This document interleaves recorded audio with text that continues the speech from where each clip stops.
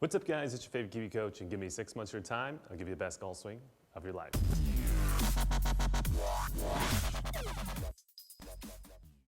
So welcome back to the channel. In this particular video, we're going to be talking about the trail elbow movement throughout the backswing as well as a few positions on the downswing. So if you've ever wondered, what should I be doing with this trail elbow?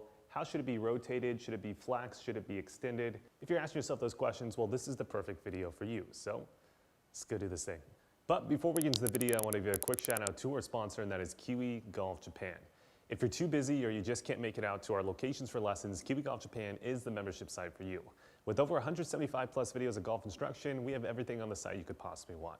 So go ahead and check out that link down below, and now let's get into the video. So to start off with this video, I want to be very clear that the points that I'm going to be discussing in this video are going to be my particular preferences when it comes to the trail elbow. It's not going to be what you're probably hearing circulating around YouTube. So if you're here to kind of hear about maybe moving your elbow this way and this way, well, that might not be what I'm talking about, so maybe go find another video. So now that we got that out of the way, let's go ahead and start off with really from P2 to P3. I want to talk about that little crossroads in the golf swing, because I think that the movement of the elbow from P2 to P3 is really important, because it really allows you to establish the club shaft as well as the hand position moving up towards the top of the swing. So let's go ahead and talk about that section. So as I get to position 2 with my elbow, like I was stating earlier, this is going to be the crossroads in the golf swing. At this current point, you can see that the elbow is going to be situated right around the belt buckle like such. Now from P2 to P3, this is where a lot of the rotation of the elbow is going to occur, and that rotation is now going to point the elbow straight down towards the ground. What this rotation allows you to do, if you time it at the correct time, it should allow you to get plenty of forearm rotation and wrist rotation to where you can get this club shaft right around 35 to 40 degrees. Remember, for my preference of swing, this is really important, because from here, now we can just take this angle that we've created with the club head and grip up to the top. We don't have to rotate a whole lot.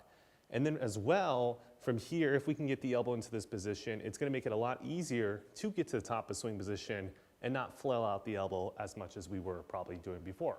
Now, looking from the face-on view, if I go to position 2 and do that rotation move one more time, it's really important to note that there is some space between the elbow and the body. If you're one of those people that get to position 2, you rotate your elbow, but you also bend it and clench it in, you're going to look like this. Notice how there's no space between the body and the elbow. This is really important because we need that space at the top of the swing to where we can maintain width on the downswing and then get narrower later in the golf swing. If you're starting to get really narrow, even at this point in the backswing, well, from here, you're going to have to eventually start to widen that, right? Because you don't want to be narrow here, narrow at the top, and then narrow on the downswing like that. There's never going to be any speed.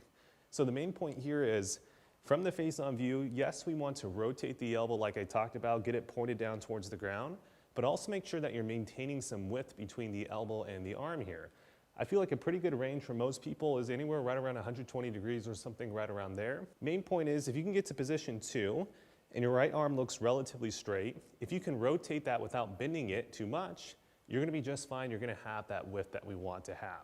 So once we get into our proper position 3, now the real role of the elbow is really to avoid this rotation and to avoid bending like such. If you can get into the proper P3 and then take whatever you have here up to the top of the swing with just rotation, you're going to be in a great spot. So again, to review with this P3, we don't need to raise, we don't need to rotate, we don't need to bend. We need to keep this position here, rotate just a little bit more up to position 4, and your elbow is going to be situated into the perfect spot. If you guys have watched our checkpoint webinars, you know at the top of the swing with irons, we like to see that this elbow is in front of this line that the heel would make if you drew a line straight from the heel up towards the sky. So to do that and to do that properly, we can't have this rotation, we can't have an up movement, we can't have a behind movement. We need to keep the rotation that we have here.